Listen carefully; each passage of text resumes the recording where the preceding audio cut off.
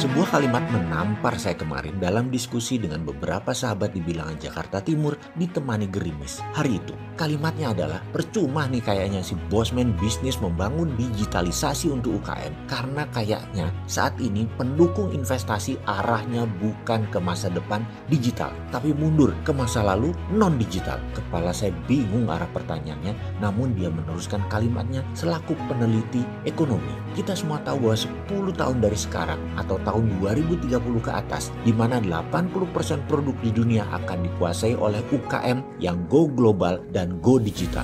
Perusahaan besar akan semakin mahal biaya overheadnya, sehingga untuk mutu yang sama, barang hasil usaha UKM akan lebih murah, lebih handal, dan jadi pilihan masyarakat. Dia melanjutkan monolognya. Sementara Anda, bosman, fokusnya sudah ke sana, membangun banyak platform. Tapi sekali lagi, arah dukungan infrastruktur investasi nasional dan pemerintah tidak sama sekali mendukung banyak digital. Kasian deh lu, saya masih leng-lengan, setengah paham dan bertanya, jadi apa sebenarnya yang terjadi? Dia pun melanjutkan, itu Omnibus Law, saya baca draftnya. Yang versi halaman 1000-an sampai halaman yang di bawah 1000-an. Jadi 2 saya baca. Yang siapa juga telah membaca lengkap sampai paham anggota parlemennya. Saya mau bertanya, mohon angkat tangan. Jangan-jangan gak banyak yang lengkap membacanya sampai habis. Itu pertanyaan banyak teman-teman pengamat kebijakan nasional yang sampai sekarang masih keleyengan membaca arah pasal per pasal, menjahitnya bagaimana. Juga aplikasinya nanti secara keseluruhan itu bagaimana. Dia pun melanjutkan, saya menemukan kata air itu lebih dari 230 kata. Kata tanah itu lebih dari 250 kata. Kata hutan bahkan lebih banyak lagi, yaitu 350 kata. Jadi kalau dilihat nih ya, Omnibus Law itu yang terbanyak ya tentang jual tanah air kali fokusnya ya. Lalu katanya lagi dengan nada meninggi. Tahu nggak mas? Kata digital hanya 11. Kata finansial inklusi nggak ada. Bayangkan dunia ke depan itu masalah teknologi, masalah informasi, digitalisasi, telekomunikasi, keuangan digital hampir tidak tersentuh. Kira-kira kita bisa memajukan bangsa nggak tuh dengan undang-undang cipta kerjanya? Atau hanya menukar sedikit uang agar bisa masuk ke kantong dengan menghabiskan aset bangsa berupa sumber daya alam? Ini kalimat sangat menohok saya sebagai pemain digital kelas kampung setidaknya. Namun saya mau bilang apa? Itu fakta. Bayangkan, usaha untuk membangun UKM Santara dengan funding ke UKM-nya sudah jalan. Kemudian viralmu.id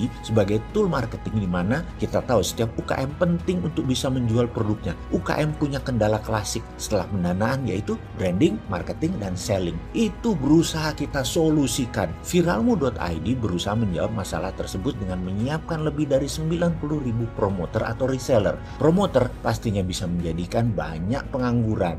Ahli status sosmed mendapatkan income sampingan dengan memviralkan produk UKM dan mereka dapat komisi. Target tutup tahun 2020 ini adalah 500.000 promoter yang akan membantu memviralkan produk UKM di viralmu.id. Bener deh, untuk dunia bisnis digital menjalankan bisnis tidak gampang. Banyak kendala teknis, database lah, server lah, koneksi internet lah, user experience, mahalnya SDM, sedikitnya SDM yang loyal, sedikitnya pilihan SDM yang militan dan kreatif. Lalu tidak didukung lagi oleh infrastruktur birokrasi. Lengkap deh penderitaan pemain digital. Apa efek diskusi tersebut? Diskusi kemarin masuk ke pikiran saya sampai tembus ke hati saya. Masih membekas hingga malam harinya, bahkan sampai pagi harinya. Merasa susah benar berjuang membangun ekonomi kerakyatan itu. Internet digital adalah demokratisasi bisnis atau membebaskan pasar. Namun banyak regulasi hadir membatasi gerak pasar bebas menjadi pasar terarah. Arahnya terbanyak adalah tanah, air,